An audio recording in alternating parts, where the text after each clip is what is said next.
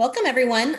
Today's presentation is part of the Culture Builds Communities webinar series. This community-based project is designed to help Native communities plan and develop cultural facilities. Culture Builds Communities is a project of the Association of Tribal Archives, Libraries, and Museums. Major funding is provided by the Institute of Museum and Library Services and the National Museum of the American Indian.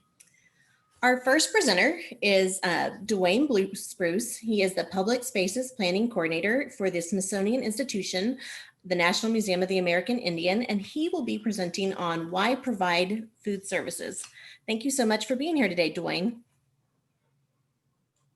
Well, thank you, Melissa, and hello, everyone. Greetings from New York City.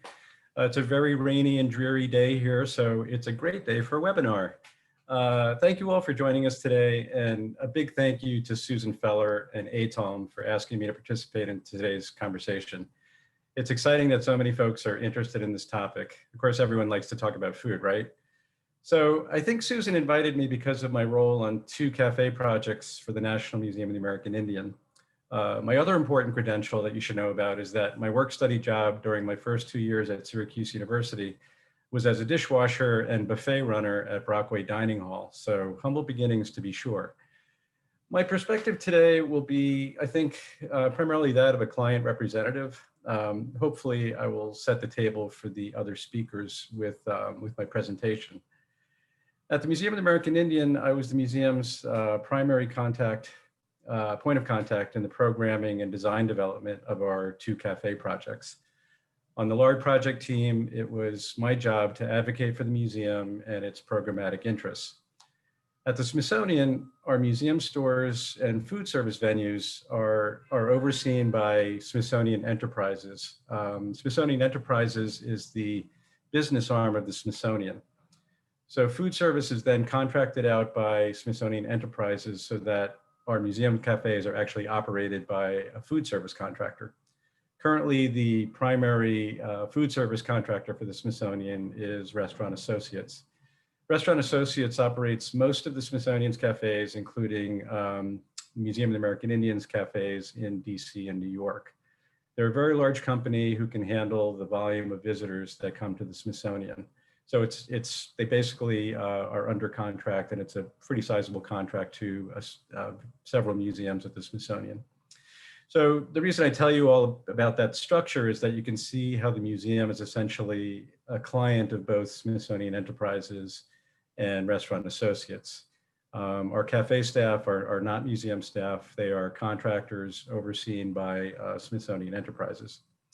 So the 2 projects I'm going to talk about briefly before I move on to sort of my broad questions are the Mitsitam Cafe in Washington, DC, and the Millie Copy Cafe in New York. And these 2 projects are kind of interesting because they're wildly different from one another, even though they're both cafes for the National Museum of the American Indian. And a lot of that has to do with their location and kind of what their intent was. So I'm going to start with the Mitsitam Cafe. And for those who don't know, Mitsitam is a word that means let's eat in the Piscataway and Delaware language. So already in the naming of the cafe, we're kind of educating people about the local languages of the tribes in DC.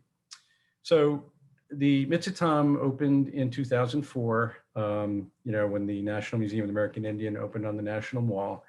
And because it was already always part of the original program, it was in a new building in a space that was designed to be a cafe. So because of that, we were able to, many years of planning for what the servery was going to be, what the kitchen equipment needed to be, and what the seating was going to be like, and all of that. We were able to, basically plan all that from scratch.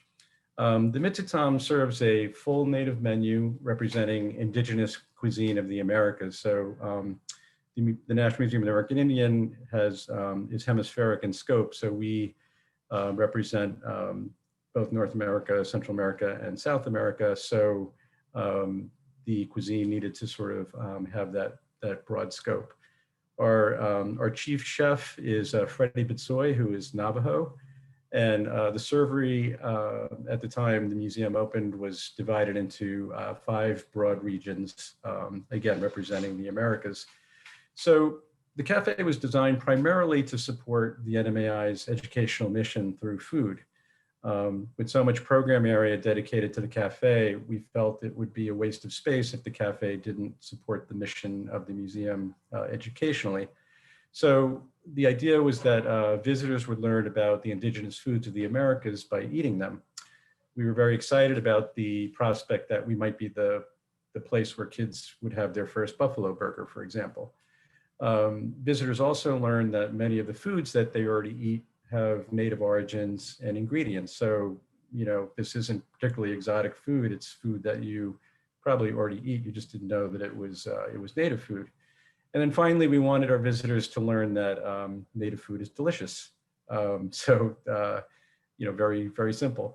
The cafe seats in DC seats about 350 to 400 people.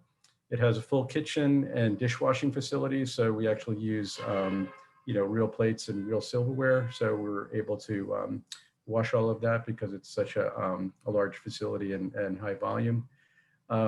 Because of the limited food options on the National Mall, we were lucky in that the unique menu of the cafe and the quality of the food really turned it into kind of a destination restaurant. And that was something that we were kind of surprised by. I mean, we knew we were going to be serving good food, and we were kind of excited about the idea of having such a different menu because, at the time, back in 2004, other museum cafes, around the mall were, serving more standard fare, and this was more unusual.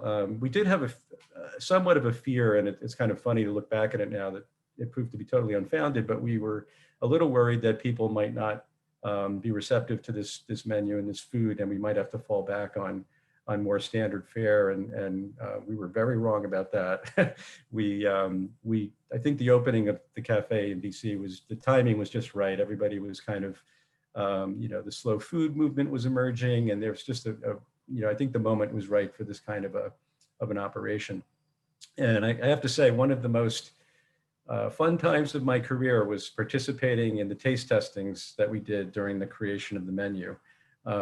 This is something that, you really have to do if you're planning food service. You want to make sure that the food is good, and what better way to do that than have taste testings and see what works, what's not going to work, cater it to the volume of your operation and all of that. But man, it was so much fun tasting all that great food. But one of the things that emerged from those taste testings, and I will fully take credit for this idea, was we tested the food from the 5 different regions, and I felt like it was kind of disappointing that if people went to one of the regional serveries, they might not be able to taste the food of another region, especially if you were dining by yourself. Like if you're with a family, you could obviously share food, but so I thought we came up with the idea of having a 5-region sampler so that maybe 1 or 2 people could sample something from each one of the 5 regions and be able to try food from all 5 regions. So that was kind of one of those things that emerged from our taste testings, which was kind of a nice surprise, and people responded well to that. So a little bit about the cafe in New York. The cafe in New York is called the Millie Copy Cafe, and Millie Copy means "give me some coffee" in the Lenape language. We really like the directness of that statement. It's very New York, very direct. Obviously the Mitsutam Cafe in DC was a very tough act to follow, and so we were very purposeful in our approach to the cafe in New York, because we knew that we just didn't have the capability of doing something like we did in DC. So the Millicopy Cafe opened on February 14th, Valentine's Day of this year, and closed promptly a month later due to COVID shutdown here in New York City. So for 1 month, after waiting decades for a cafe in New York, for 1 month, I was able to get a cup of coffee in my own building. And it was fantastic. The coffee was really good. The coffee we served was from Stumptown Coffee Roasters. And our staff responded really well to the cafe, but we only got to enjoy it for a month. And we're looking forward to when the museum reopens so we can, open our cafe as well. So it was very short-lived, but we're, optimistic that we will get back there at some point. So the cafe in New York is in a former museum store space. We repurposed a lot of, we did a master plan. We looked at kind of the use of our spaces in the museum and sort of reconfigured and reprogrammed some things. So we enlarged our museum store, moved it to a different place where our resource center used to be. And then we moved we built our cafe into a former museum store space. And then we built the cafe support area in a former classroom space. So it was kind of a bit of a shell game, but that was what made the most sense for us. And I should note that the museum in New York is in a historic building where the NMEI leases space from the GSA. So, we had to sort of work within those restrictions. Because of that, the cafe in New York was designed primarily as a visitor amenity. It's essentially a place for visitors to take a break and extend their museum visit. The cafe's food and beverage selections were curated by Chef Freddie Bitsoy, our museum's executive chef. The cafe offers hot and cold beverages and light casual fare, basically sandwiches, salads, and sweets. We highlight ingredients indigenous to the Americas, and the food is completely prepared and packaged offsite and delivered to the museum. So we have no cooking facilities at all on site. We just don't have the infrastructure for it, and this sort of made the most sense for us to do it this way. The cafe is about 850 square feet, seats 27 people, so it's a fraction of the size of the cafe in DC. There's no dishwashing capability, so we maximize our use of recyclable materials, which is something you need to think about in terms of how environmentally friendly your food service is going to be. There's also a 600 square foot cafe support space for storage and cleaning of cafe supplies. So that's basically the extent of the cafe. Inside the cafe, we have display cases featuring NMAI store merchandise to encourage people to shop at our store, which is on the same floor as our cafe. And because the museum in New York is surrounded by numerous other food options, we know that we're really just targeting the cafe. We're targeting our museum visitors, museum staff, and other building tenants as our customers. So we're, again, I want to emphasize that it was really intended more as an amenity for that, that demographic. We don't expect people to wander in off the street to come to get a cup of coffee at this cafe, but they might, but that's not the main intention. So moving on to the agenda items that I have listed here, I just want to say, as a museum or cultural institution, your main question really needs to be, why do we want to provide food service? What are we trying to achieve? And I guess the second question is probably, what do I consider a good return on my investment? The agenda items here are just things I jotted down as food for thought. Sorry, I couldn't help myself with that one.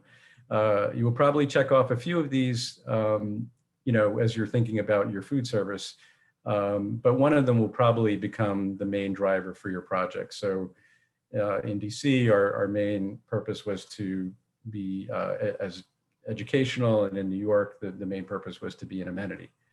So starting with the first one, which is the idea of amenity, is your food service a place for people to relax and linger? I have a very extreme example of this that I can give you, which is the Hudson River Museum in Yonkers, New York. It's within their small museum store, they have a table with a Keurig machine and a basket of packaged snacks. That's the extent of their food service. They also have a cooler with beverages. And on a previous visit a few years ago, I made myself a cup of coffee with the Keurig machine, and I enjoyed it in the museum lobby where they had a couple of cafe tables. I just visited this same museum this past Saturday, and the cafe tables are gone from the lobby because of social distancing. And because of COVID restrictions, their drinking fountains are now off limits. So I purchased a bottle of water for $2, and it was Poland Spring. So I was grateful that they weren't trying to educate me with mission-driven water from the Hudson River. But still, this was the most basic amenity you can think of, providing me with a bottle of water. And it made me very happy as a museum visitor. I wasn't expecting more than that. And, you know, it quenched my thirst, and it made me a happy visitor. So, you know, successful in the most bare bones kind of way. Do you see your food service as being educational, a place where people can learn about food and cooking traditions? This is pretty much the Mitzi Tom Cafe example. And I would also add that the recently opened National Museum of African American History and Culture also follows this example. They definitely use the NMAI as an example. And, you know, they have a lot of different regional African American cuisine at their cafe, and it's quite good. I've eaten there a couple of times, and you know, it's a great cafe. And also in that cafe, I should mention that on one wall of the African American Museum's cafe, they have a very large size photo blow up of the one of the sit-ins at one of the lunch counters, famous photograph. And so you're sitting there eating your food, and you're looking at this mural of one of these sit-ins, and you know, it's all coming together in terms of, you know, the civil rights messaging, and you know, the importance of the sit-ins and so on. So they definitely use it as an educational space. Another one is, the next one is community service, community center and community building. Is it a place where people gather and meet? Is it a place where people can hang out? I think independent bookstore, cafe operations are very good at this.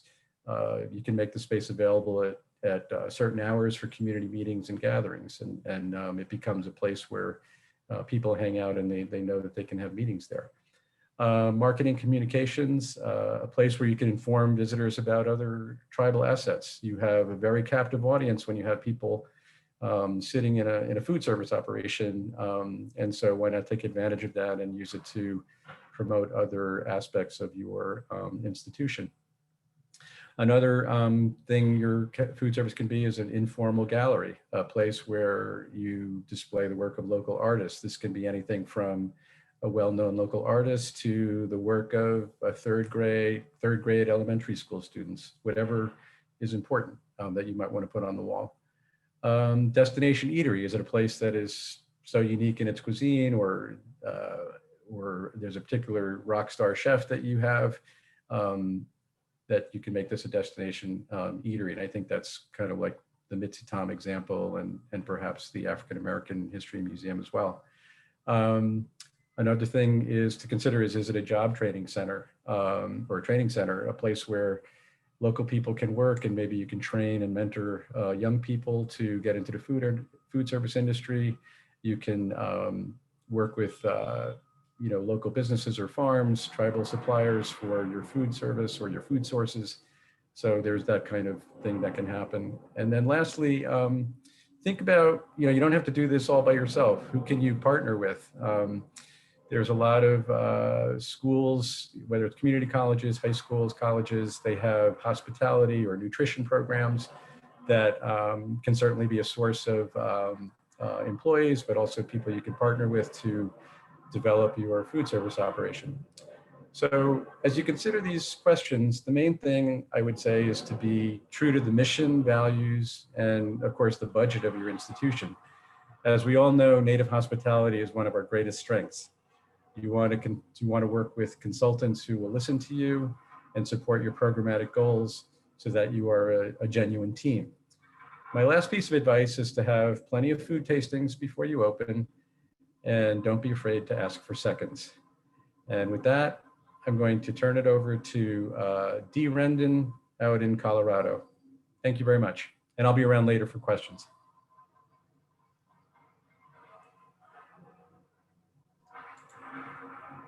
Wow, thank you, Dwayne. I guess the first thing I need to be able to state is I'm originally from Oklahoma, and with the information and the speed and the cadence you heard from Dwayne, you won't get that from me. That was an amazing amount of information. I kind of speak in the same way that I like my barbecue, prepared low and slow. So we'll get through this. I want to share some images. I'm probably better when I look at some images to talk to. So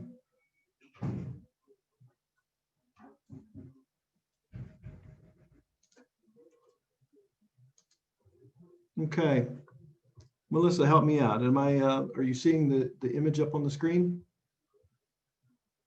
Okay, great, great, great, great.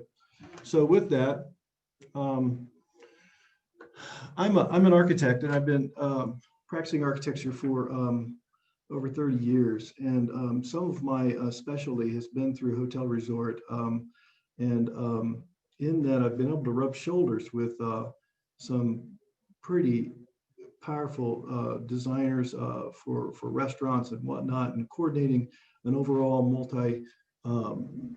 large scale projects with companies like Disney and things like that. One of my best experiences was working with the late great Marty Dorff out of New York City, and seeing the concepts that he could pull into a restaurant design, all the way from top to bottom. I wish I could have worked with him more, but I was able to see him pull off 3 to 4 different concepts within one property, and to be able to create so much uniqueness within that was amazing. And the visual excitement, the presentation of the food, the involvement of the process of cooking was something that influenced me, even though that was 20 years ago. My latest experience probably is with Hochokatati, with the Shakopee Wakatan Sioux community, where we created not necessarily a food service dining hall, but we created a community dining facility within their cultural center, Hochokatati, that was intended to be a multi-use space that allowed for the community to come together and share meals. It provided a display kitchen with commercial grade equipment in it that could be either used by the community members, or they could bring in chefs and special individuals to do teaching classes, various things. It also was teamed up with, right next door was their place of gathering, their overall meeting hall, their community gathering spot that they meet monthly. And it was used that way to let the community members go in and grab food and come back out. Or if they were having a banquet scenario, they could use this small little dining area as a plating kitchen for their banquet hall. So a lot of uniqueness there, but it taught me a huge lesson on how important food and the social environment of food is to a community. So with that, on my talking points, I want to go through 5 parts real quick that talk about planning guidelines, opportunities in cultural institutions, types of food service options, and that really gets into kind of restaurant kind of concepts, components of food service, spatial requirements for food service components, and adjacent cultural institution components programs. And that's really talking about the synergy between spaces, and also being concerned about what can come about as far as where you need to be cautious about overlapping, especially when you're dealing with items like artifacts.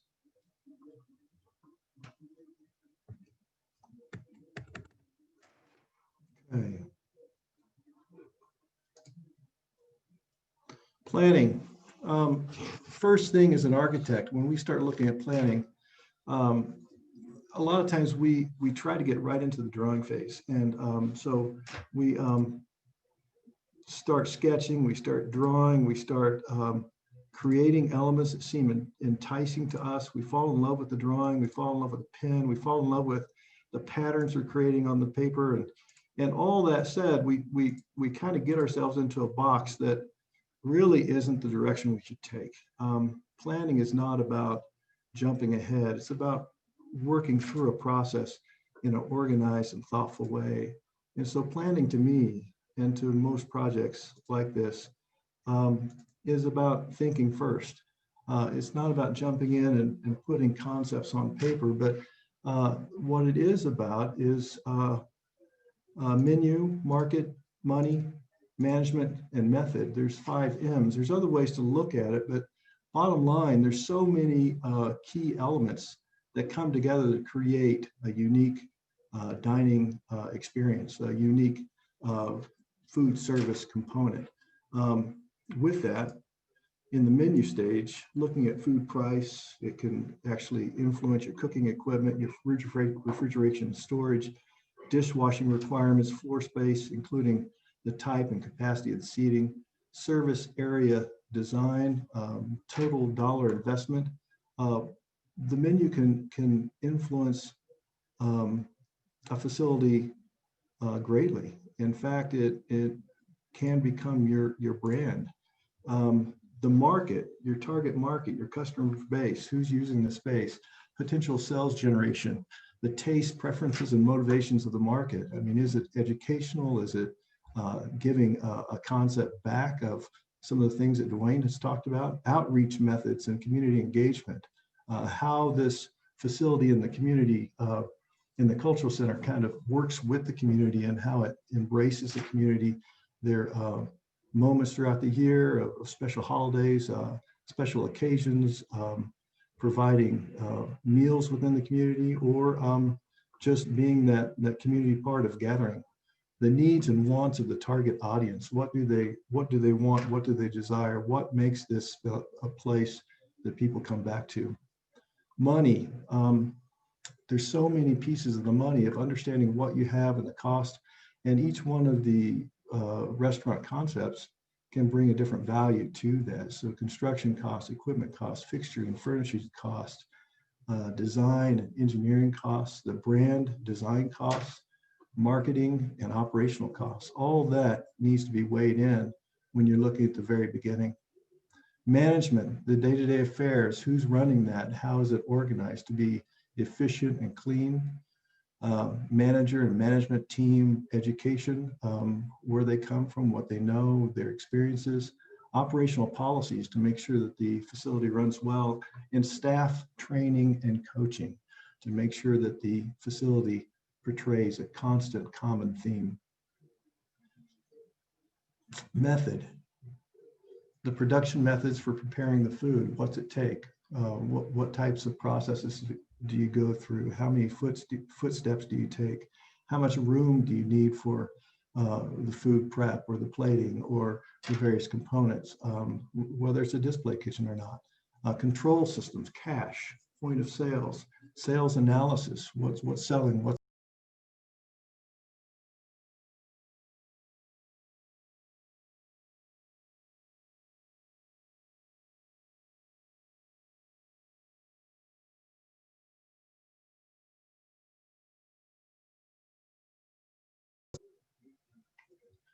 Now with that, I would actually come in and say that my points would be, who is your client? What is your mission statement? What is your menu? What is the type of food service? What is the restaurant concept? What is your brand? These to me, and what is your why? Your why is what we do when it has a why behind it. And we understand that. We understand the why. It drives what we need to do. It gets a little bit deeper into than just what we're trying to do at the moment, but the why gives us a passion. It gives a purpose to create that piece. So with all that and all that planning, is it time to eat yet? No, it's not really time to eat. We need to understand a little bit more. But one thing that we do have in this is we have working for us is we're trying to sell something that's an essential need to us as humans.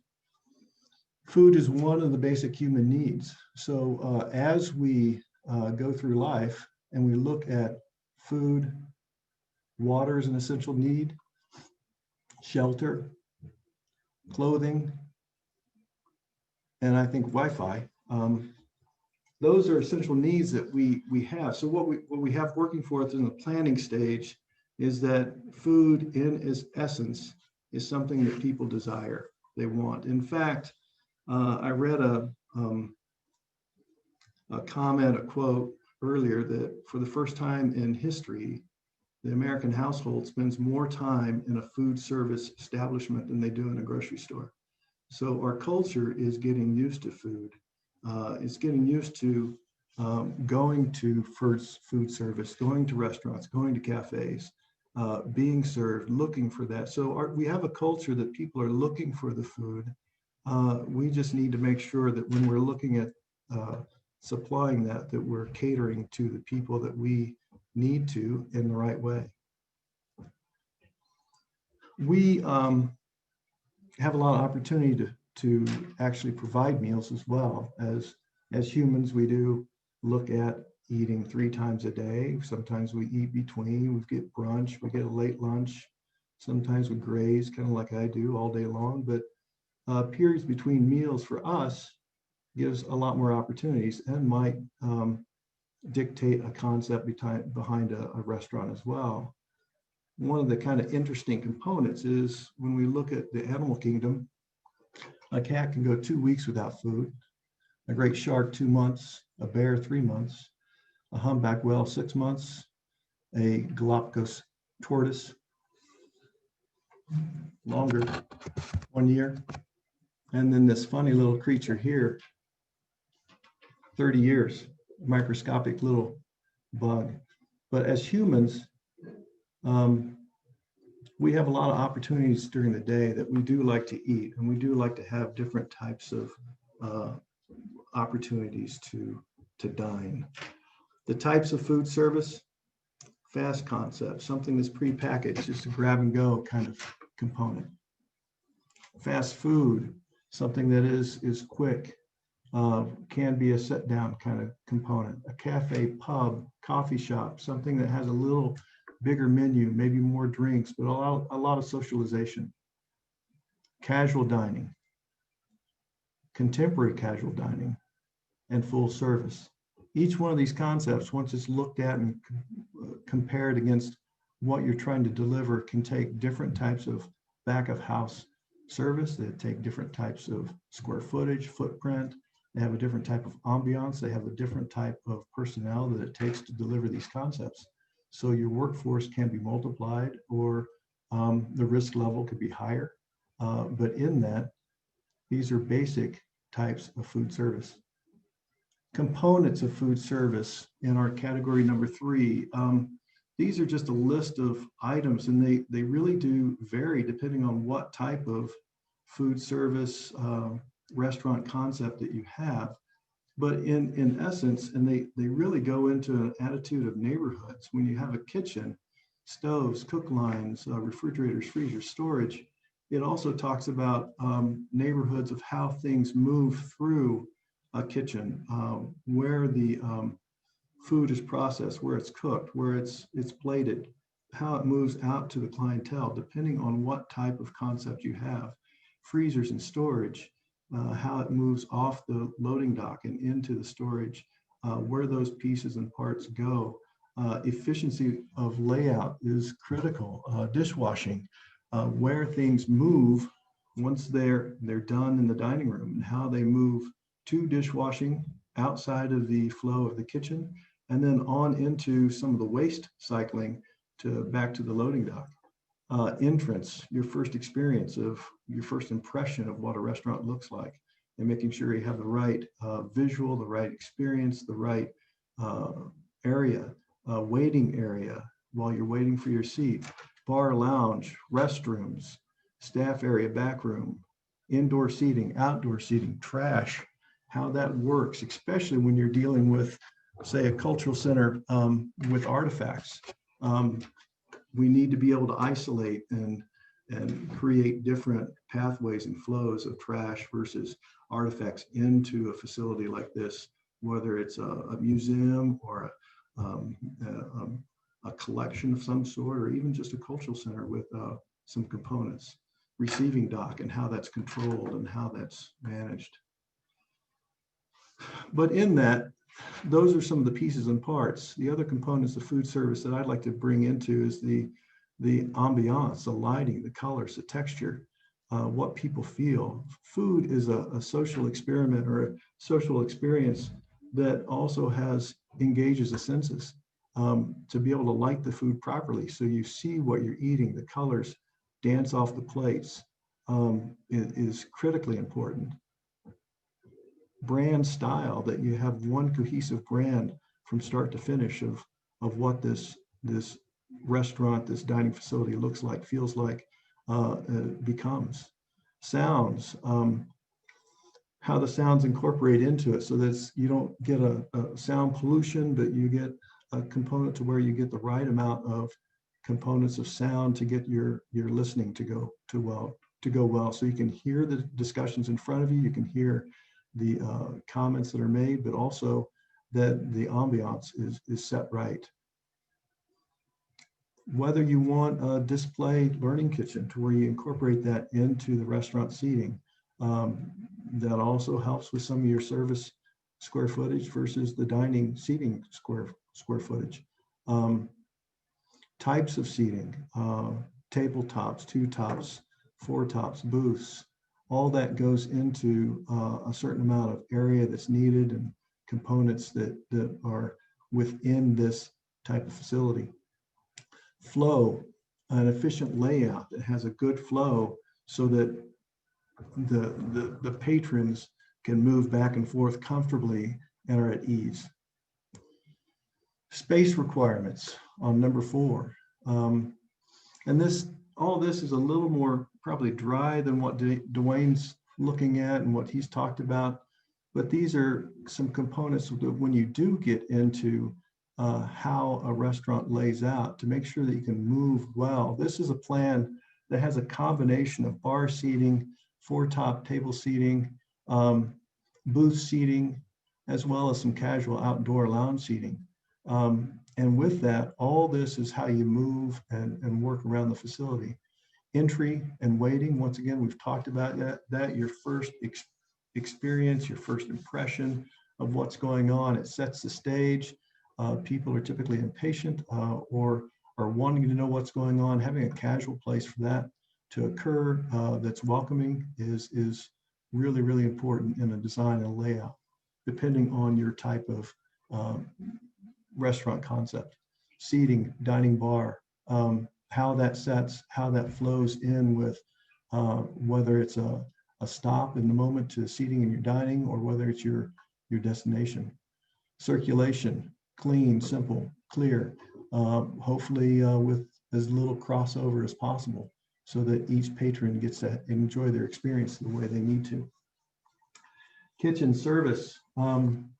It's critically important to have the kitchen in the right area, the right amount, and the right flow to where the patrons have their experience, the kitchen, and then the service back to the dock, and that component is the right size and shape. Storage, coolers, freezers, it's back of house. We want to make sure that you've got enough room for the type of concept that you're putting forth. Full service requires more. The fast concepts require much less. Restrooms, ease of operation. One of the components of restrooms that make people feel comfortable, it's the small things, but doors that push out and don't push into the restroom so that once someone washes their hands, they can simply open the door without touching too many objects. That's even more critical nowadays. Receiving and trash, we've talked about that. If we have a great flow from the receiving dock into the back of the kitchen without any crossover, and then also back to the trash once the food goes into that direction. But then in these multiple disciplined facilities, we do need to be able to separate trash from any type of archival or artifact kind of shipments.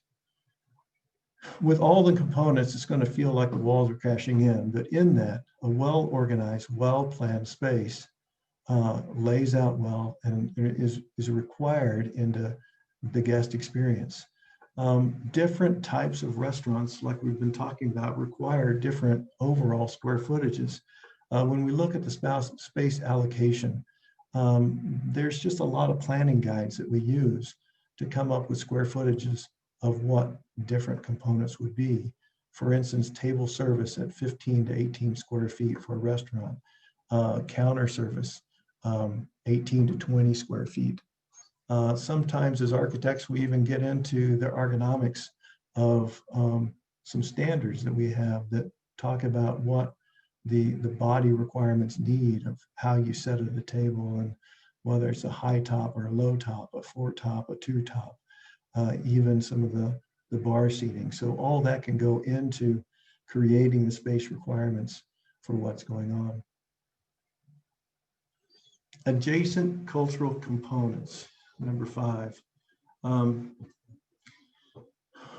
With a dining facility within a cultural center or a museum, there's always interesting components, but I'd like to overlay that a little bit more even into dining facilities like this in cultural communities, in that there's great opportunities in your initial design of how this might play out, how you interact with exhibit spaces, whether you can see them from your dining, whether you can dine within them or around them, how you're integrated into this so you have that unique experience that can only happen in this particular facility. Artifact collection, how it interfaces so that they complement each other and don't violate each other. And we've already talked about the trash out, trash in, isolating those particular pieces, but also in the fact of contamination, of making sure that we don't introduce food sources in areas that might pull in contaminants or bugs or things that are not good for the artifacts. Community rooms, are there spaces within the facility that can be dual purpose to where the dining hall can actually service community spaces to where they can come in and have meetings along with food. It seems to be an integral part of a community and how they work together.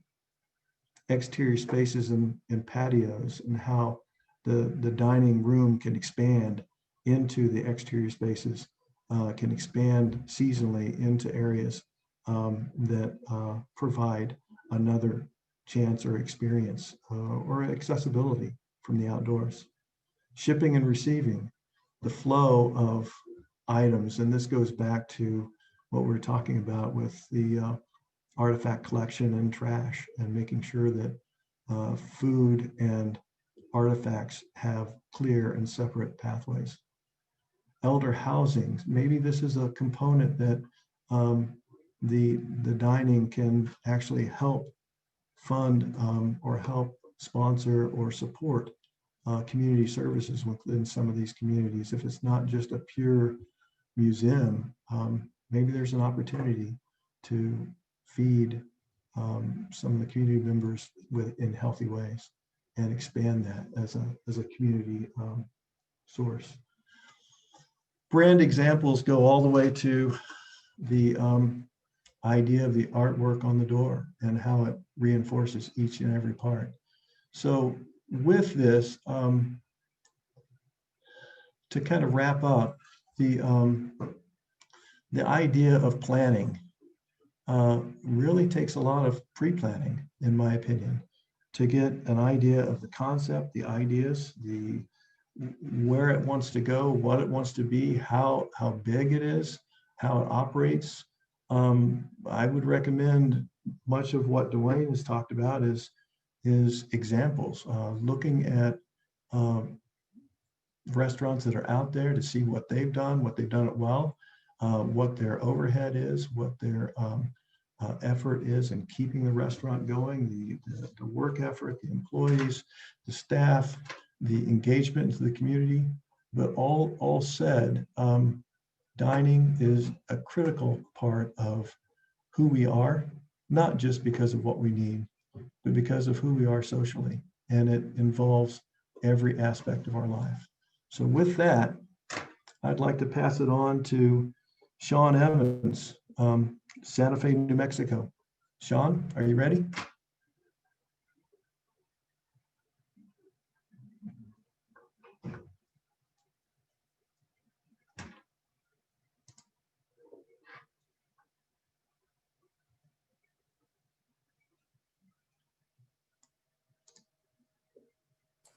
Sorry, controls got buried in a bunch of things.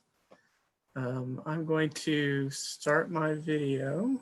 Can you see me?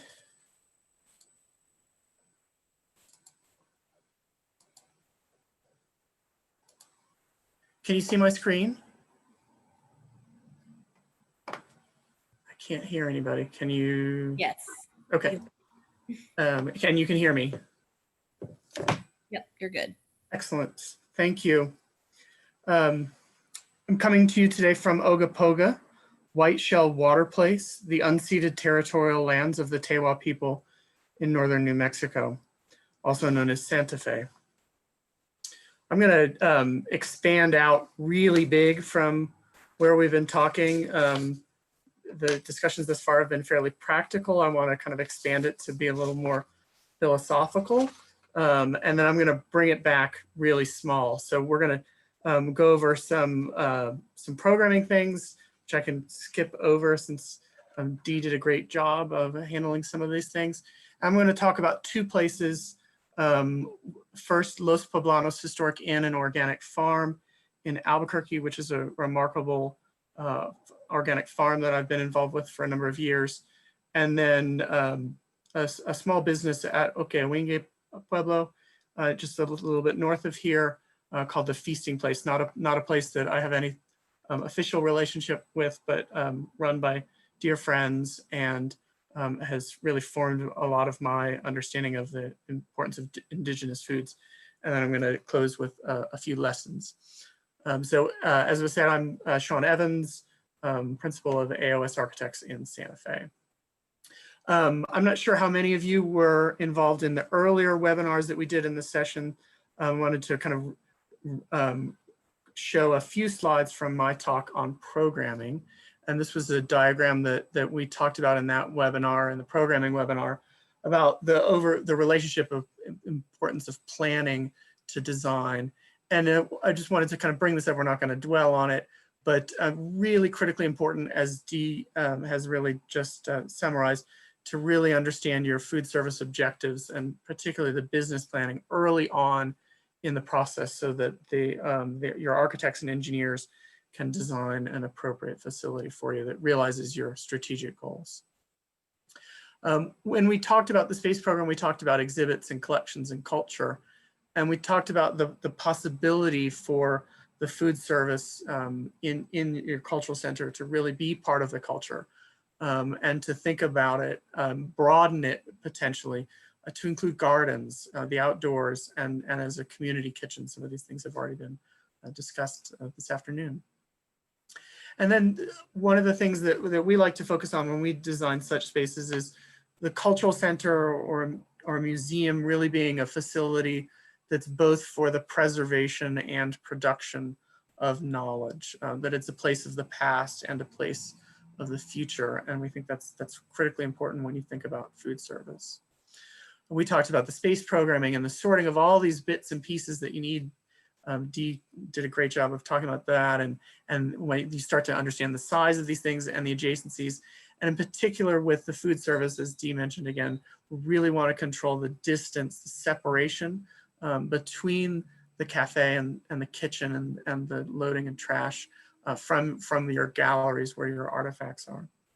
But this is a pretty colonial model of a museum, not really a cultural center. In our session on programming, we talked about what it might mean to decolonize a museum.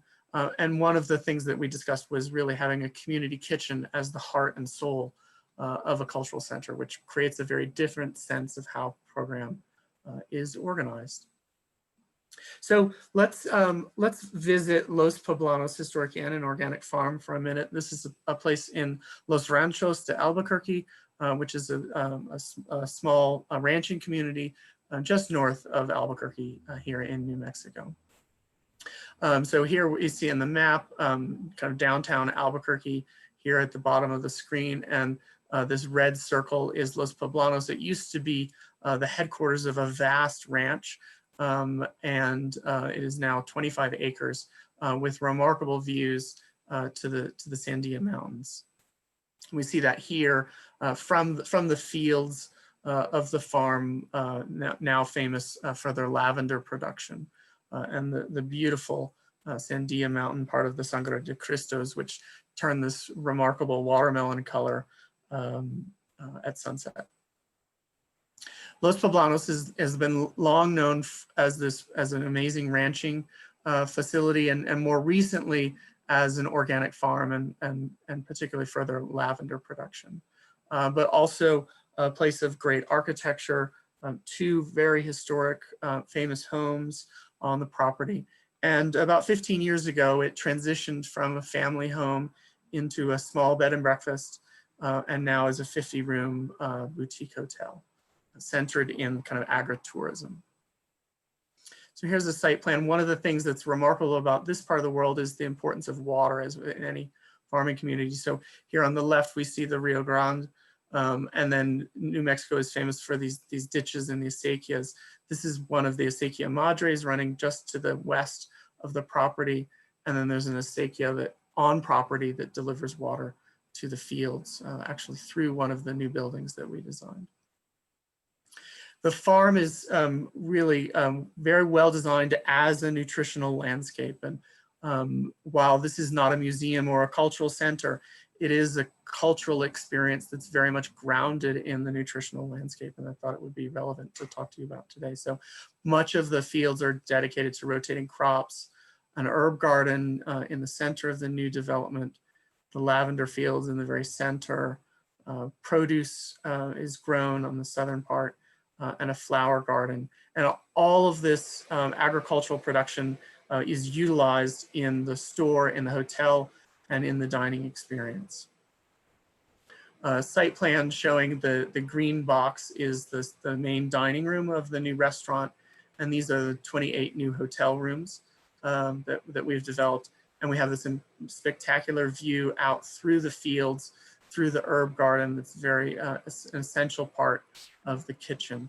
And what we've learned here is the ability to situate program amidst gardens to make this nutritional landscape really the centerpiece of this experience in this wonderful place. Here we see a kind of 3-dimensional view again of some of the hotel rooms here, another block of hotel rooms here. And this is the kitchen restaurant with the herb garden. And so you can get a sense of this place. So here are the new rooms set in the lavender fields. And the rooms are really designed as kind of arms that reach out into the agricultural landscape. They have really pioneered agritourism in New Mexico. People come to stay here and at the same time volunteer in the fields, helping to plant and pick food for the restaurant, as well as the lavender program.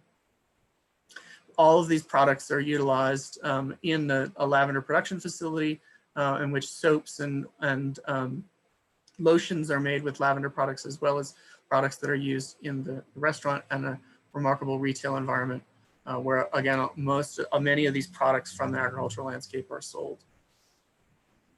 And the buildings are designed as a series of gates and passageways that lead you out to the fields where we have these magnificent mountains. And here we see the herb garden looking towards the mountain, and then on the left, the herb garden looking back towards the dining room. And many of the rooms, the guest suites, have these lovely terraces overlooking the various agricultural landscapes. And looking back towards the restaurant and bar, and here's the dining room itself. And you can see these very large windows facing that view. It's very difficult to photograph the view out of there, but this is a remarkable way to bring the landscape right into the dining room. And the dining room has an open kitchen. Just the photographer is basically standing in the kitchen in this view. So all of the people dining in the restaurant are able to see and also interact with the people that are cooking. There's a little chef's table here on the right in the kitchen, which you can sit and they'll bring you little bits and pieces as they cook. It's a really extraordinary experience, highlighting the traditional foods of northern New Mexico. So I wanted to kind of think big about how the landscape and how the production of food could influence the your cultural center.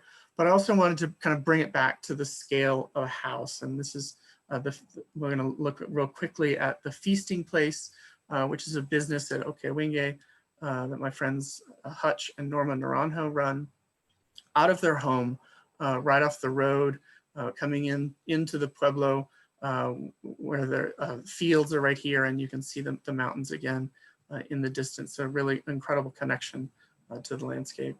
Here's Norma and Hutch outside in their backyard, where they have 2 of these ornos where they cook most of the food.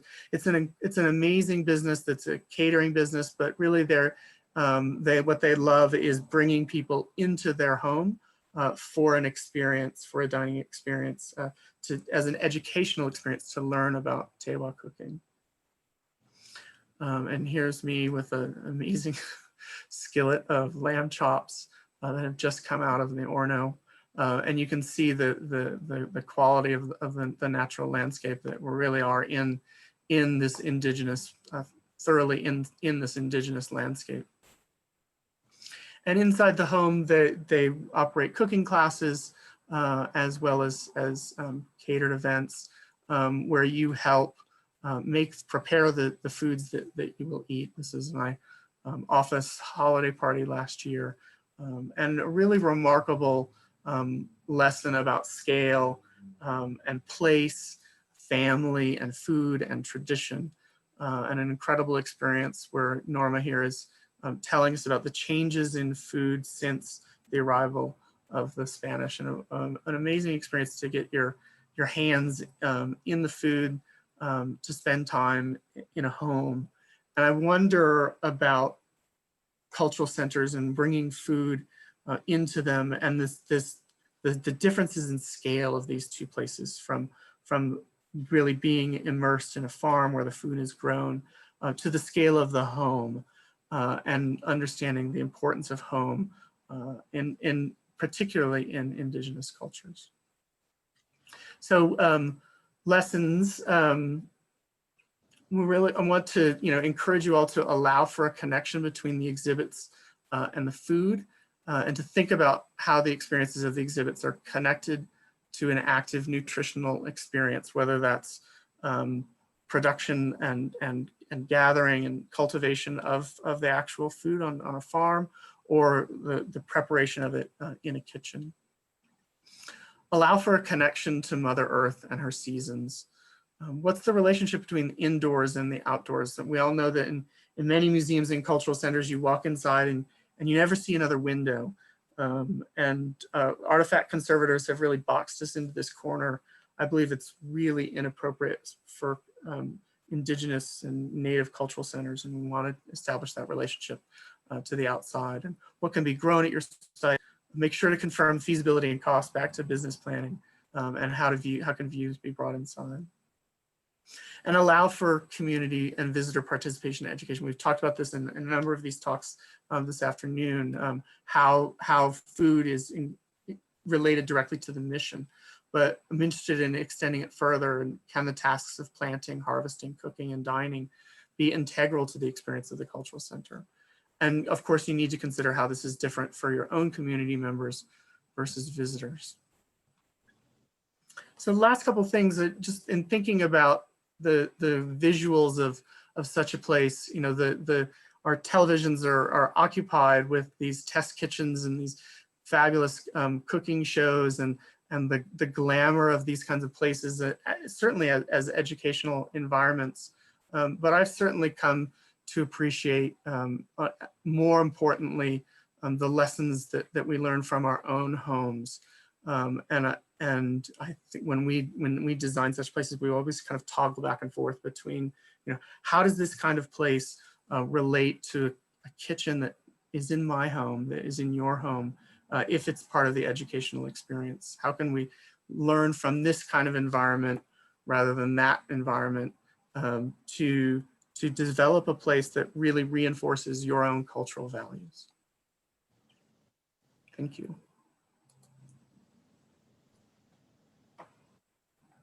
I'm going to introduce Loretta Oden, an Emmy Award-winning chef, food consultant, and CEO of Corn Dance Enterprises, who will present on designing community-specific menus.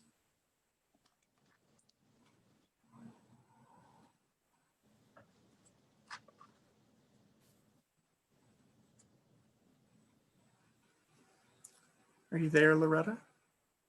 I'm here. I'm here. Great.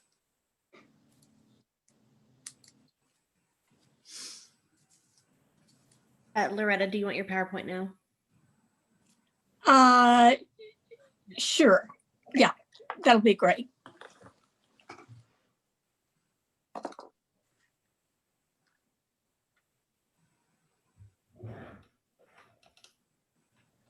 Good afternoon, Bonjour, everyone. I'm so delighted to be here, and I really am kind of left with nothing to say because of Dwayne and Dee and Sean pretty much said everything I have to say about the creation of restaurants and all of that. But my plan today is to talk about designing community specific menus.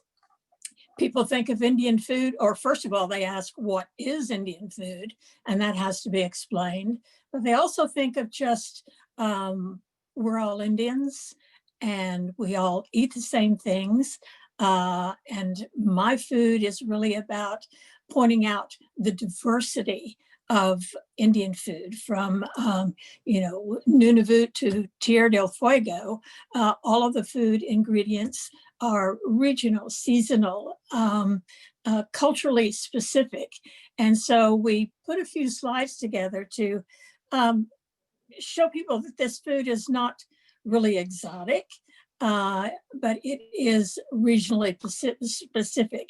If I'm cooking in Washington State, perhaps at a tribal event there, I would of course be using seafood, salmon, the coastal available foraging, and or if I'm cooking in these speakers have really made me nostalgic for Santa Fe because I was there with a restaurant for 10 years. But these pictures really kind of depict what is native food.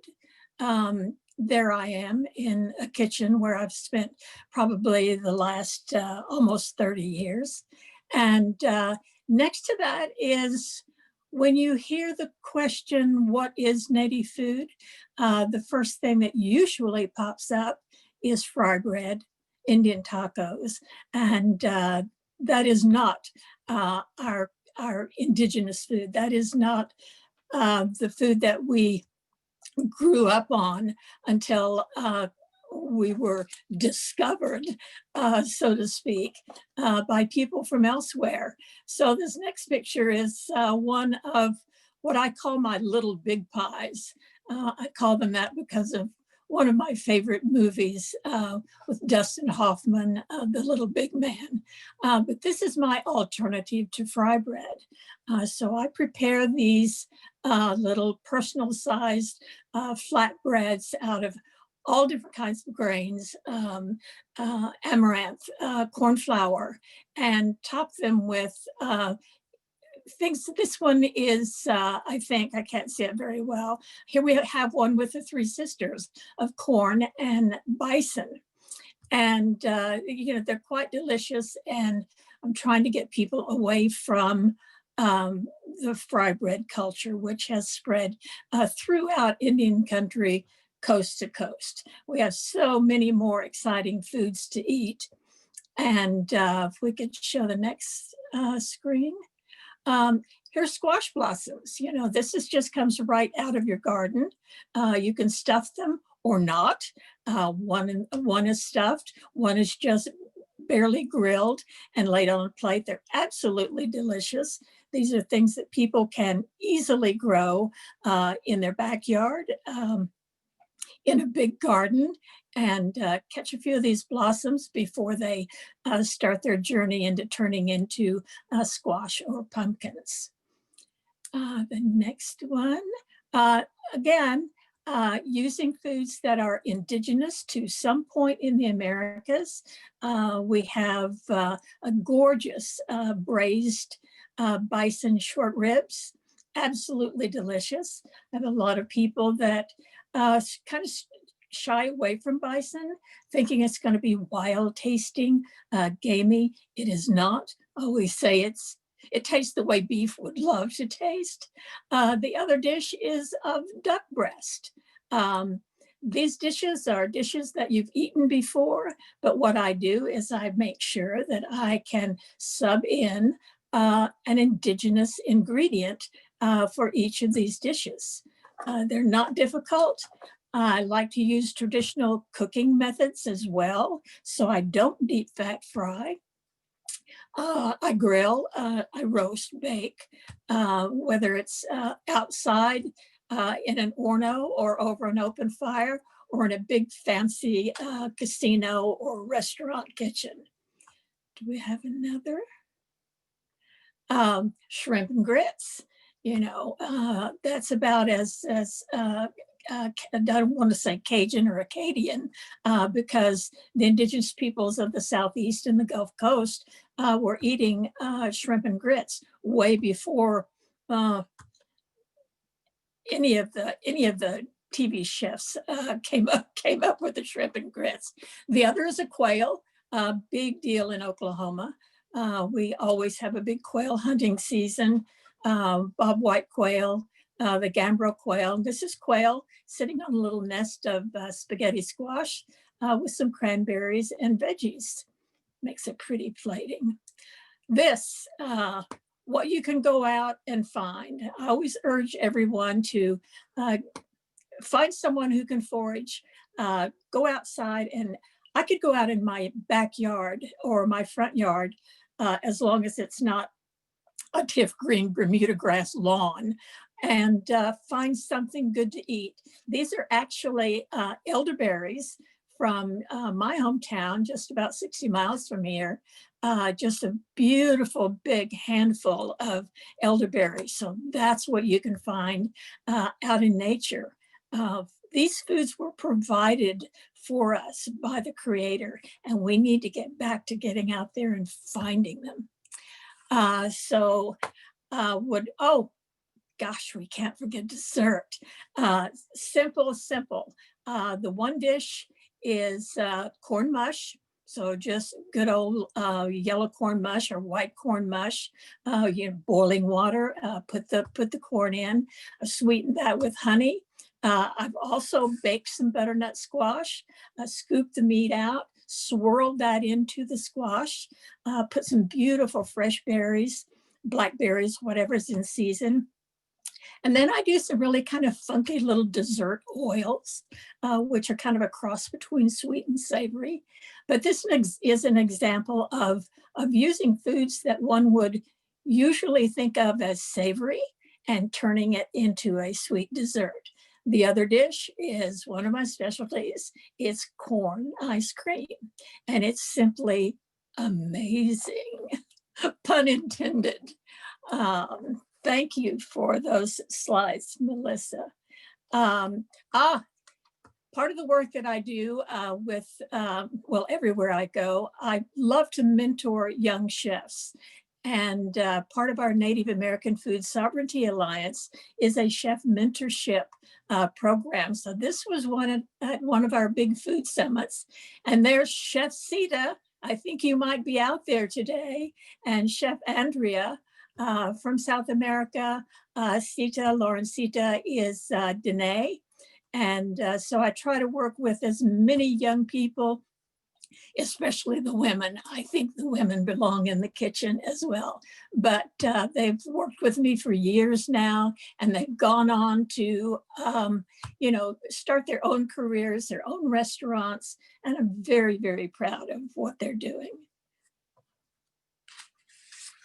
So to move forward, Dwayne and Dee and Sean pretty much covered every aspect of the restaurant business that I could possibly think of. I've owned a couple of restaurants. I've cooked in many, And being the chef that's in the back of the house, I see firsthand how the flow goes, how the kitchen works. And I'm working on a particular project right now here in Oklahoma City. It's the First Americans Museum. I'm very, very excited about it. Our projected opening date is September of 2021. This project has been in the works for many, many years, and we've finally gotten the funding. We're moving forward with it. It's going to be extraordinarily beautiful, and all of the topics, all of the things that Dwayne and Dee and Sean brought up about what has to be taken into consideration, from the architects, from the consultants, the designers, every bit of that is something that we've spent quite a long time and intense time looking at. I worked primarily on the kitchen. We redid completely the kitchen space last year with all of the equipment needed, and to work on that flow that is so important, to separate the exhibit space, the archives, away from any chance of steam or moisture or anything. So that goes with our HVAC systems and air circulations. We're really excited about this. We plan to have kind of an upscale a full service dining area with about 130 seats. We're also going to have the grab and go that was mentioned for people who, just want to grab a quick snack or some really exquisite coffees, teas, that sort of thing. We plan to do a lot of catering, and to use some of our spaces as banquet spaces. So that therefore we ended up with like a 4,000 square foot kitchen that is, I think, very, very superbly equipped for what we'll need. We're starting on the menu now, and that's where it's going to get interesting for me when I'm starting to design community specific menus, because what First Americans Museum is all about is representing the 39 federally recognized tribes of Oklahoma. So that is talking about a lot of different food and food from their homelands from which they were, during removal, all brought to old Indian Territory, which is now Oklahoma. And first of all, how do we get everyone to agree what this menu is going to be about? So we really want to speak to those foods indigenous to Oklahoma now, because that's what we're mainly going to be focusing on, but to also pay homage to the wonderful foods, from whence these tribes came. The cooking methods, the stories about the food. We all have different stories about the origins of food, the origins of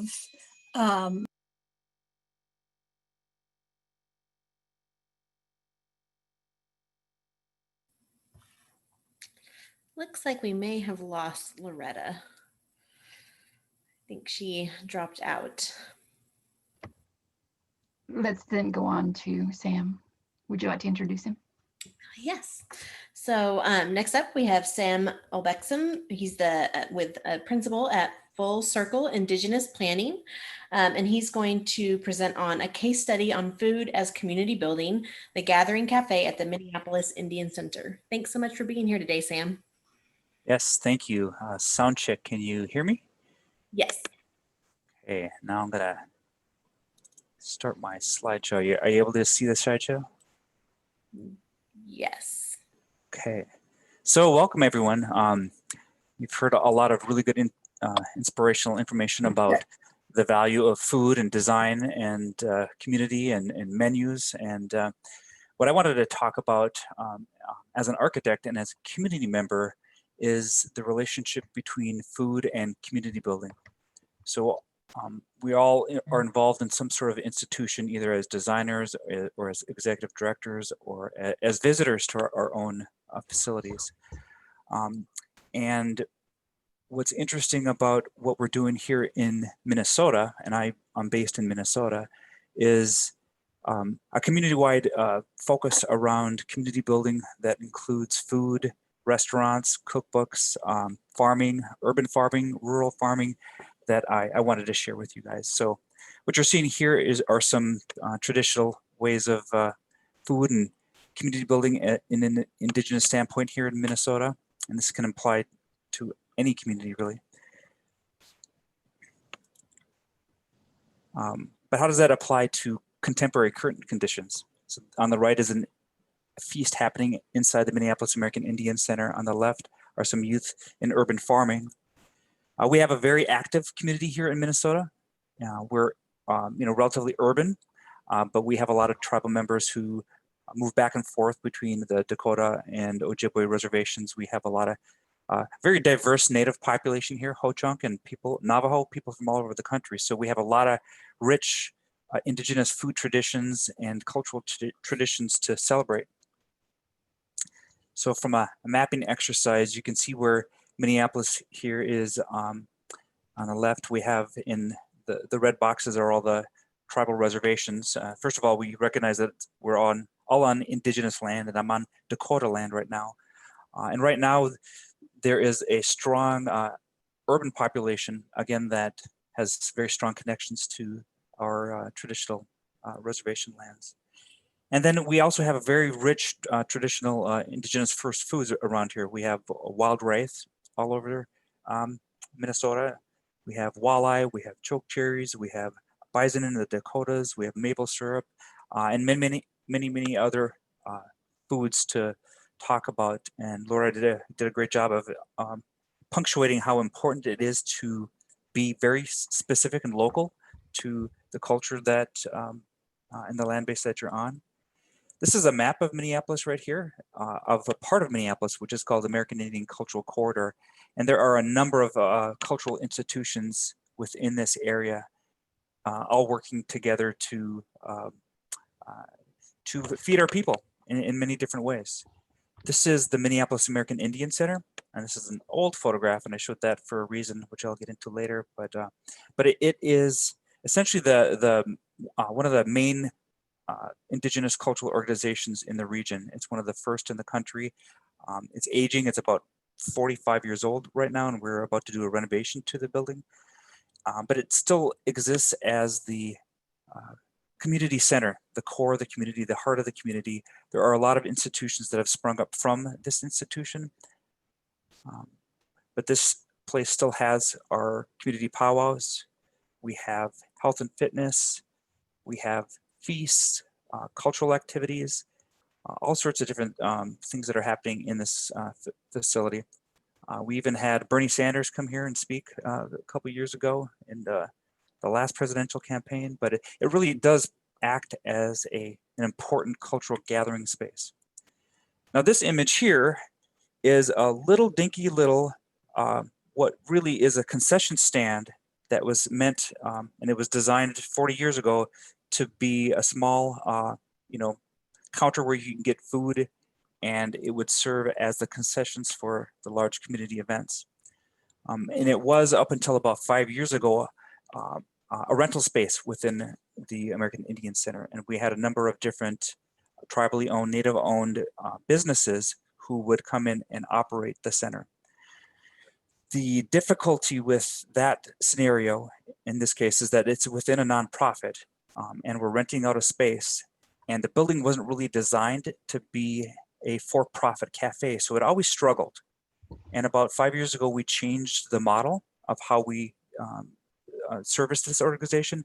I should mention that I'm also the board president of the organization and am very intimately involved in all the wonderful things that this organization does. But we saw an opportunity to change the paradigm from a small, essentially concession stand that sold at the time fry bread, soda, those types of foods. We instituted a healthy food and beverage policy in our institutions. So now we have banned fry bread. We've banned any fatty foods. We don't fry anything. We've banned soda. We've banned smoking from the premises.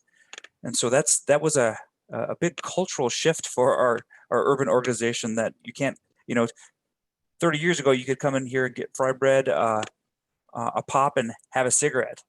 But times have changed quite a bit. And again, this is the seed here, this little window in the kitchen behind it. Was the seed to some wonderful ideas. So now, fast forward about 5 years, it is now a business incubator, and it's a job training program for the community. So now it's a program of the Minneapolis American Indian Center, not just a rental space. And its mission is to provide healthy foods, to provide job opportunities, to feed the staff, to feed the community, all in a very indigenous, healthy, and community building way. So one of the things that we do as an organization is feed our elders. So one of the impacts of COVID was that we had an elders lunch every day in the center. Now that the building has been closed, and it's still closed, we've changed the paradigm to making food and delivering it to elders. So you can see all the boxes there. So every week we have this program of reaching out to the community, bringing food to the community, since the community can't come here. During normal times, and when we get back to whatever the new normal is, we're going to go back to having elders come into the facility, come have healthy foods, learn about how it's cooked, and really create that sense of bonding and community before that. This is one of our chefs, obviously very happy with the cupcakes he just made that he gets to give out and share with the community. But there's a lot of wonderful staff, and again, these are people that are learning to be chefs. We have had a couple that have graduated and are starting their own businesses. Another thing that the Minneapolis American Indian Center Gatherings Cafe does is feed the unsheltered. The Minneapolis American Indian Center has just passed these trees in this document. So this is just right down the street. But we've had, especially in COVID times, the unsheltered population in Minneapolis does not like our shelters. They want to be with Native people, with the community. So they set up encampments, and the Minneapolis American Indian Center provides vouchers. And there are many wonderful organizations doing a lot to feed the homeless. But this is one form and one part of our community that we embrace. Another organization that we work with is called Dream of Wild Health, and they're an urban organization, but they have a rural farm in a town called Hugo, Minnesota. And so there's a farm, it's about youth training. Their mission is to restore health and well-being in the Native community by recovering knowledge of and access to healthy indigenous foods, medicines, and lifeways. So it's not just about what do you put on a fork and then into your mouth, but what is the process of gathering the food, working together as a community to harvest it, to plant it, to grow it, to capture the seeds, to provide educational opportunities, to provide tastings. They have a program called Garden Warriors, and they take urban Native youth and they give them opportunities both in urban and rural settings to actually grow food, understand. It's so important to understand where your food comes from. And just the fact that these students are getting together with mentors and learning about all these issues, you can read if you want on the left. It really is about showing the importance of food from a cultural standpoint and health that will help them and help future generations. Bringing indigenous foods to the community. Not only do we have the farm, not only do we have a couple cafes, but we do farmers markets. And sometimes we have them at specific locations. Other times they move around. But the whole point is to give opportunity for businesses to start, to thrive, to grow healthy foods, to distribute it, to really make it accessible to the community. So, and that's one of the really important things about the idea of this mobile accessibility of food is that everyone can't always come to a restaurant. They don't have the funds to do that, or they don't have the mobility to do that, or there aren't enough locations near them. So this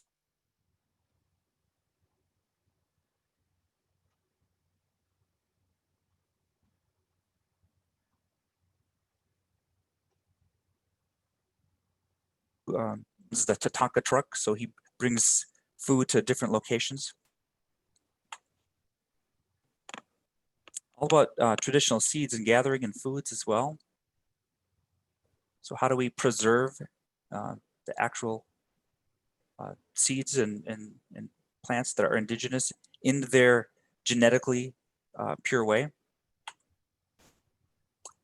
Urban farming, this is the housing project in Minneapolis, where there's another urban farm for the youth.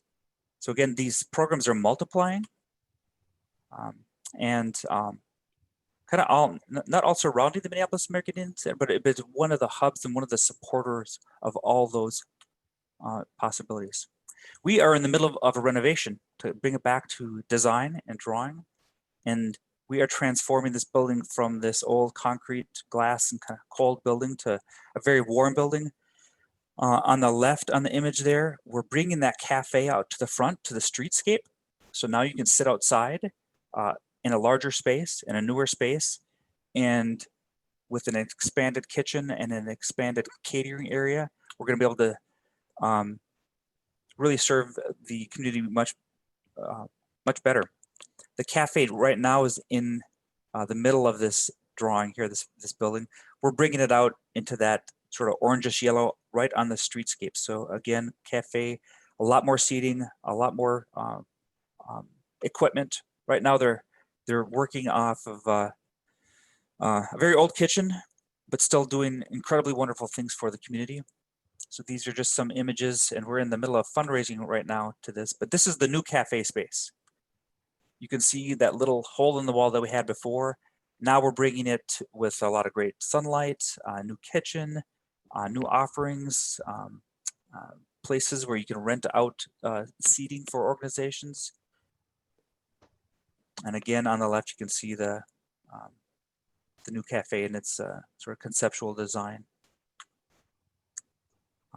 Another thing we have in Minnesota locally is a couple great chefs and cookbooks that talk about the importance of food.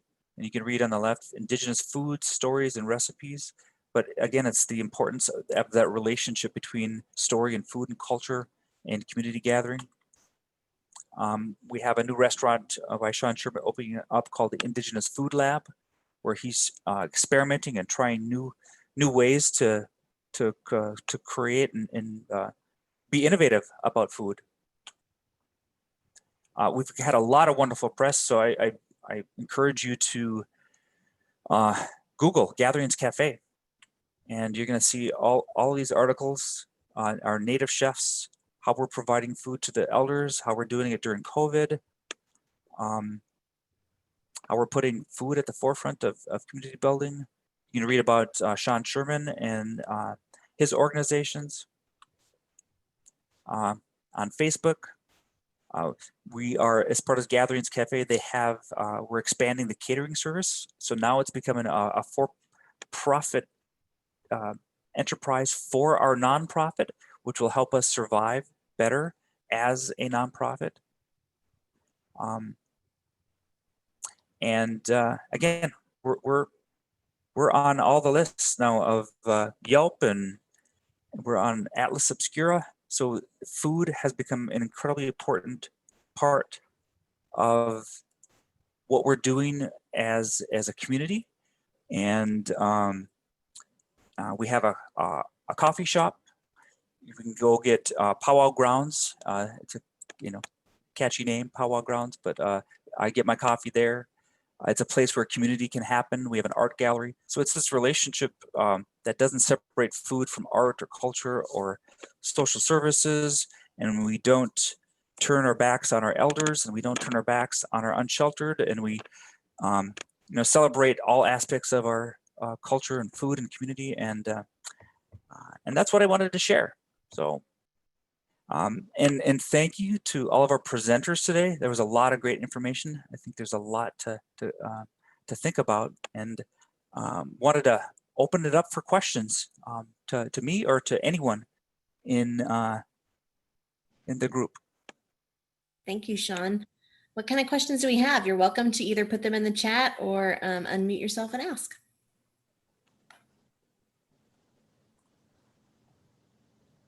Is everybody as hungry as I am?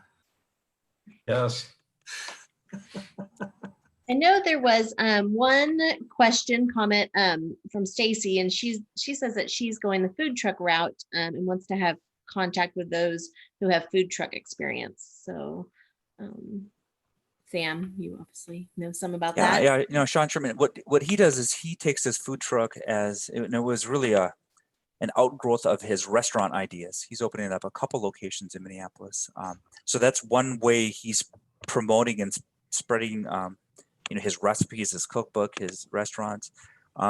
We all go to powwows and we all see the vendors and the stuff that they provide. So there's probably a lot, you know, there's a wide range of what you can do. I think that maybe the question is as you develop what is essentially a small mobile restaurant that's in very similar ways to what would be a land-based restaurant, is a question, you know, what can you do to help build community? How can you survive as a business is one thing, but are there opportunities to find a native school? Is there, and park out there for a while? Are there opportunities to be creative about that and spread the word about it? I know there's a lot of health code issues with getting these trucks going. My dad wanted to do this for a while. He has a lot of ideas, so but ended up realizing how much work it would be. But I don't want that to discourage anyone, because we need to get more people out there and experimenting with food, and you know, how do you make a little mini kitchen like that and create a menu that is relevant, that is healthy, and can feed our people. Hi everyone. Chef Billiman from the Four Corners area.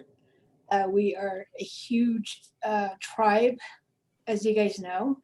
My question is funding. I know probably our tribe has a lot of money, but when you come to providing for the community, does that come out of your pocket, or how does funding come along with that? Well, I can speak to that, since I mentioned that.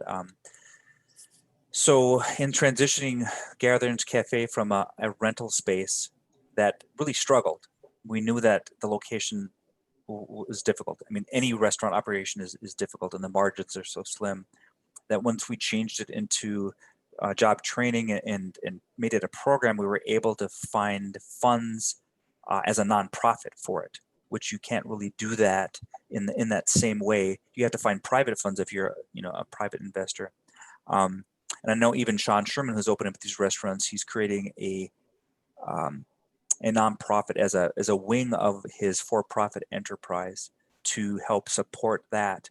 And so he can utilize his restaurant as a for-profit business, but also utilize some of his catering operations as a nonprofit to feed different organizations. So he's always providing a service with those funds. So it's how do you find the contracts, and working with local and public institutions to do so.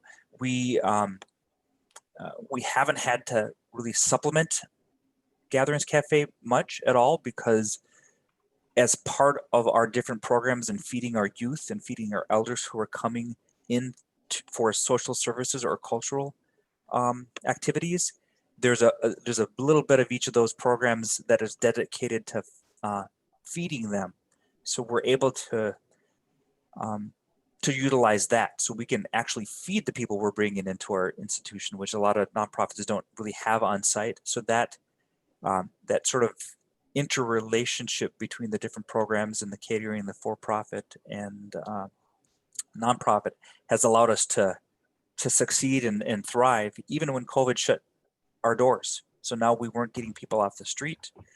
We weren't having people come in for lunch, and we tried the catering for a while, but really no one was ordering once COVID struck. Right. But once we regrouped and started utilizing the kitchen to feed elders and the homeless, then we got sort of vouchers from organizations to help them provide food for them as well. So it's complicated, but worth doing and successful. I appreciate it very much. Okay, what other questions do we have? Hey, going back real quick to the food trucks. I know in Denver here, we have a lot of art districts, and the food trucks have become very, very popular at the art districts, and even to the point where some of the food trucks have actually gone from food trucks to brick and mortar because they've gotten such a following. So it's really exciting. We have both some of the best Mexican food I can find in Denver is actually at a food truck with some very authentic various types of meats that they serve. It seems like they're able to specialize their menus, test their menus, create wonderful foods, and the fact that they're transportable to the art districts, they've really developed a following. So it really does kind of energize, and it seems to be a way to perfect a menu without with a kind of a good audience. So I just wanted to throw that in there as far as the cultural aspect of coming into a place to where it's a relaxed Friday night and you've got 6 to 12 different choices within food trucks.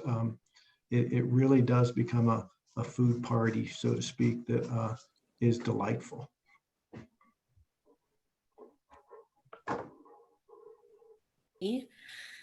So, other questions? Comments? I wanted to check in with Loretta to see if she wanted to add anything to her presentation since we had technical difficulties. Loretta, Yeah. would you like to say anything else? So sorry about that. I think most of my topics have been covered. I would like to mention that I did a PBS series some years ago called Seasoned with Spirit, A Native Cook's Journey. And I'd like to put in a plug for that. Anyone who would be interested in this, there were 5 episodes of it. And we did it on location before Anthony Bourdain even got out on the road. So it's really about going to a place like Southern Arizona to the Tanatam tribe, harvesting wild rice with Winona LeDuc in Minnesota. So it's kind of interesting when we get into the topics of the food origins. And so that is that. And I do apologize. Don't know what happened with the phone connection. But I guess the gentleman pretty much covered all of the topics I was going to talk about. Do look for the opening of the First Americans Museum in Oklahoma City in September of next year. We really hope to make this a destination restaurant and to make it as authentic as possible. I've worked a lot with Sean Sherman over the years, and I've kept up with what he's doing in Minneapolis, so that's exciting. It seemed that when I started this business, back I opened in like 1993 in Santa Fe with the Corn Daz Cafe, and it seems that our popularity became a little bit cyclical.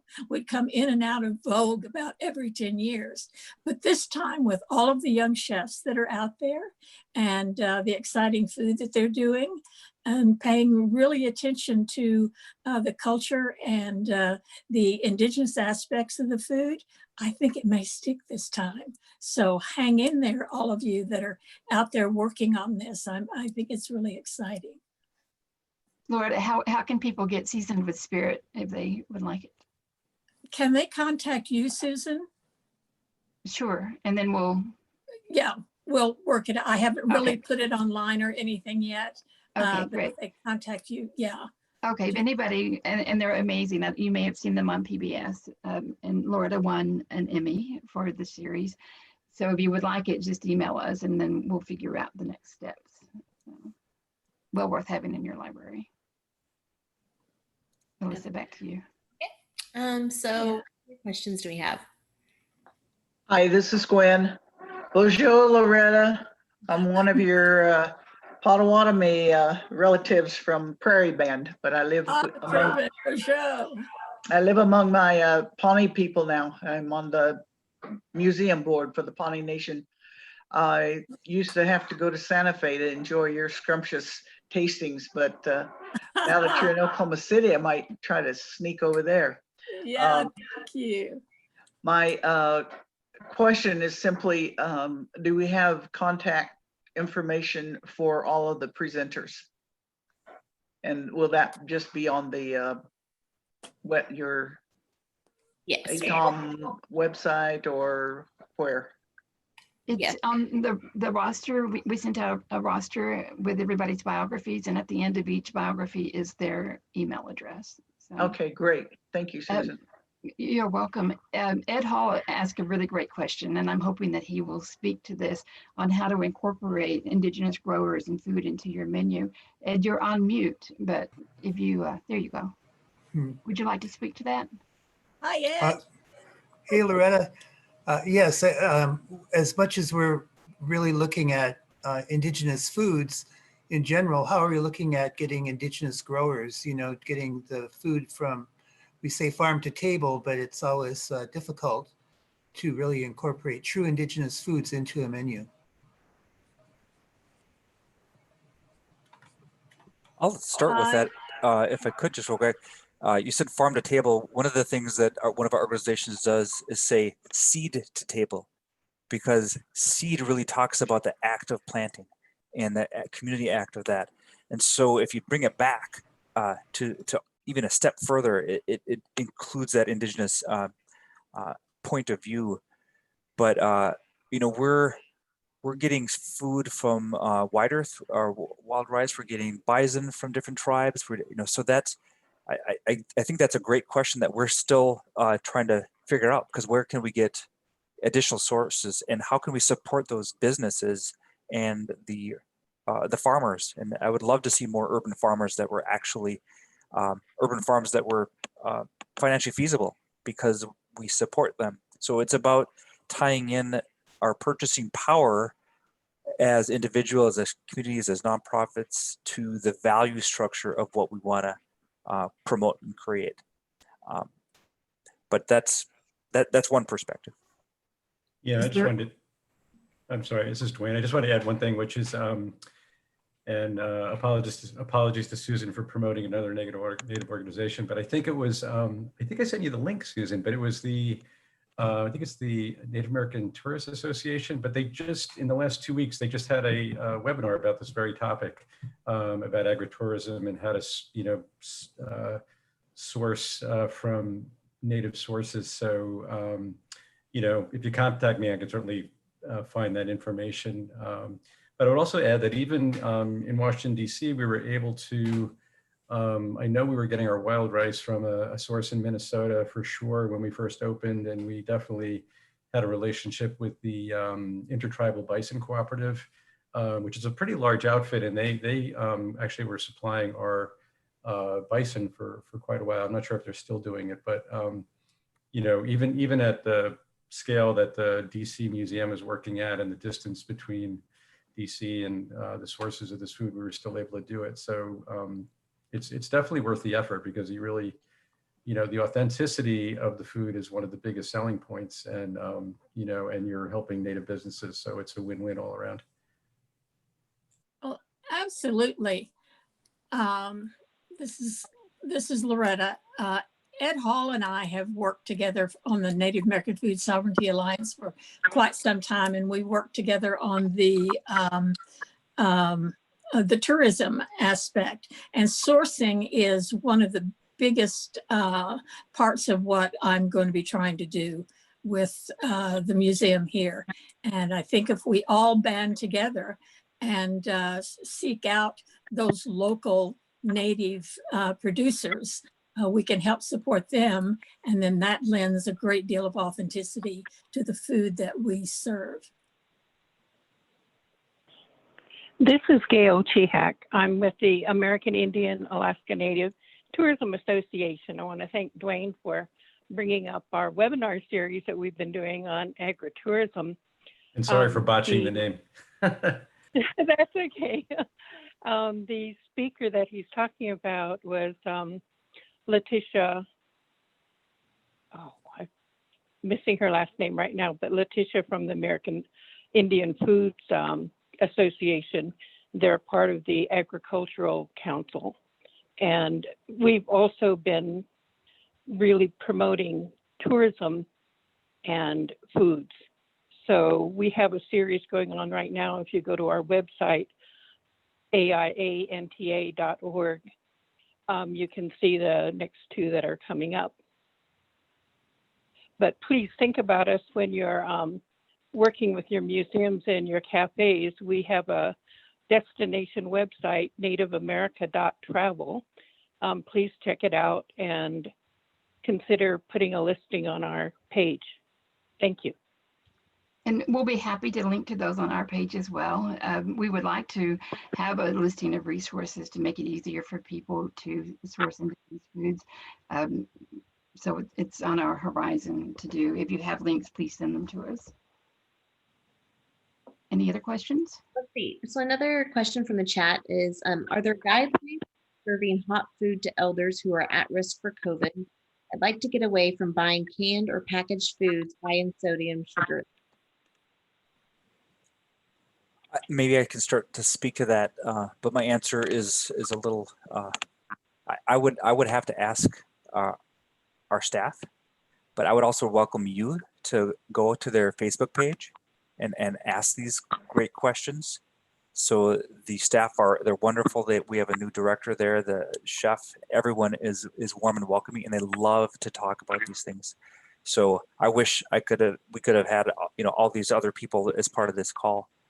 But don't hesitate to ask specifically, and even Sean Sherman will talk about his truck. Again, these people are doing wonderful work that they care about and love to answer questions and talk about what they do. So there's my non-answer for you. Anyone have anything else to add to that? All right, thanks, Sam. Another question from Pauline was, has climate change affected any other tribe's ability to produce crops to keep up with the demand to supply their communities? Here in Hopi, we are dry farmers and rely on the natural rains, and we have been hard due to climate change. Is there any tribes or programs that are finding solutions to this important issue?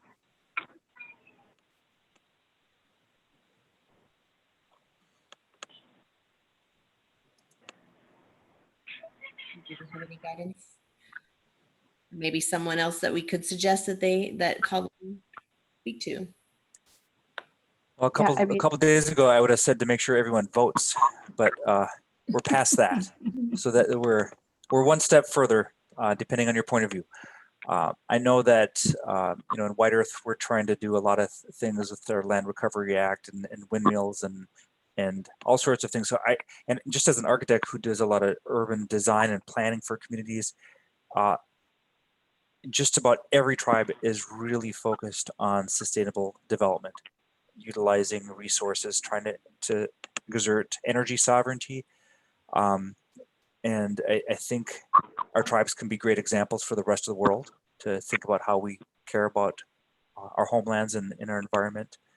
But it seems to be an issue that the world as a whole needs to tackle all at once. And we just got to keep raising our voice to support that.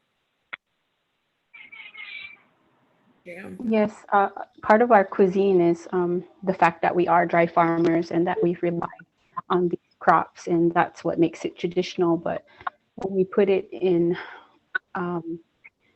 into the realm of feeding visitors, feeding guests, it kind of taps into the supply that families are growing for themselves, for ceremony, for different parts of the year. So that's what has been affecting us. And if we were to make a restaurant or some sort of a cafe part of our planning for our learning center and to teach from them, the demand would just be so high that it would affect the community's supply. So that's kind of where we run short and on that.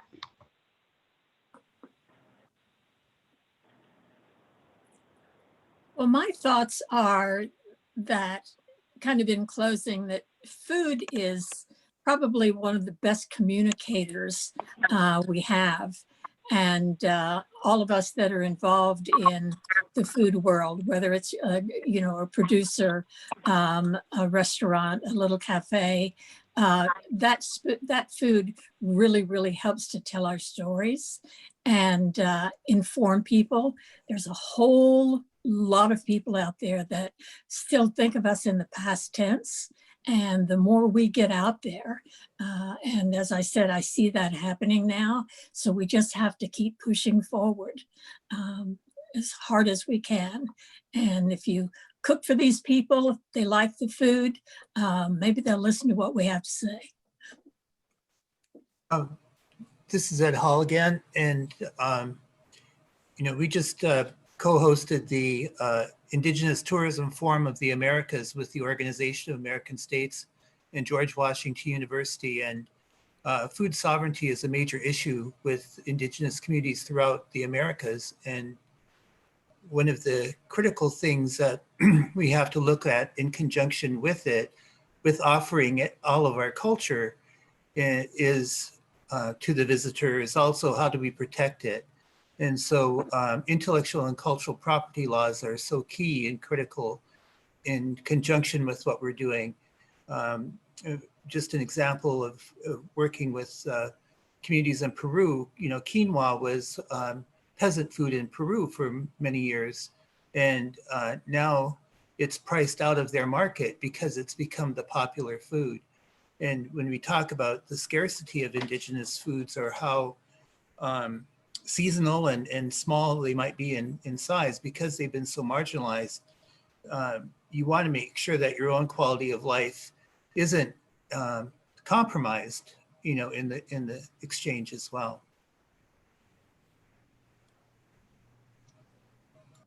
Thank you, Ed. All right, so any other questions before we close out? If not, I just want to say thank you to Dwayne and Dee and Sean and Loretta and Sam. You did a wonderful job. We appreciate everything you shared with us today. And we will be placing all of their PowerPoints and a copy of this recording, a recording of this webinar on our website so that you can refer back to it or share with others. Just reach out if you have any other questions. And I hope you have a great rest of the week. Thanink you. Thank you. Thanks, everyone. Thank you. Thank you all for your time. Thank you. Feel free to reach out. It's an honor. Thanks, everybody. Bye.